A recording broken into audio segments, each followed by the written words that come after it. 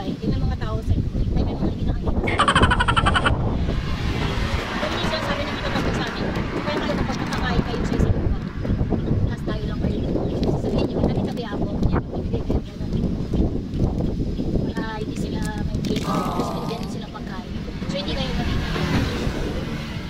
Yan, diba? Try nyo yun guys, sabi nyo, tabi-tabi ako.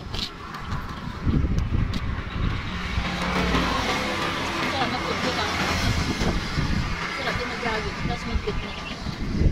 Pagkatapos mag-jolly. Ginagawa namin magkakasama ko since na.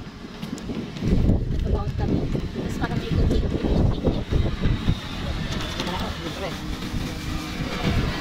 At ito susunod mga kalim. So makakili kami ng palingoy. Ayan o. So 5 pirasong ganito. 50 pesos. Si Rose yung gumagawa doon sa division. May gano'n na kayo natin.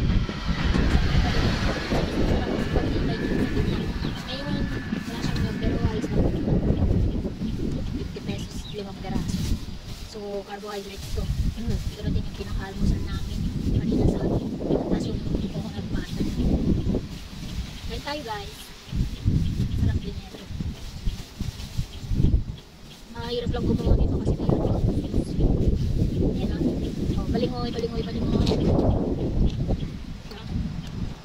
So, bibigay tayo ulit sa hindi natin nakikita.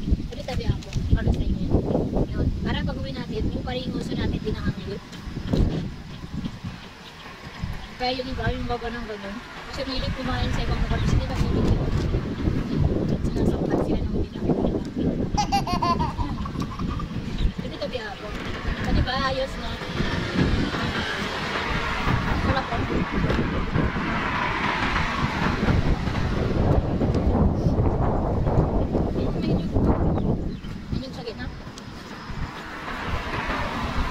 Masarap po.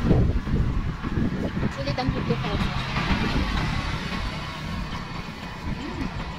4,000 sa jogging. Kakain kami ng kung ano-ano nadala sa bahay. Pagka kasama ko lang naman si Mr. Nakakapag-picnic ako dito. Nakakapag-picnic kami. At ayaw niya sumama sa video. Kaya ako lang. Pero dito siya sa tabi. Tingnan niyo. Ayun o, di ba nagtatago siya? Ayan.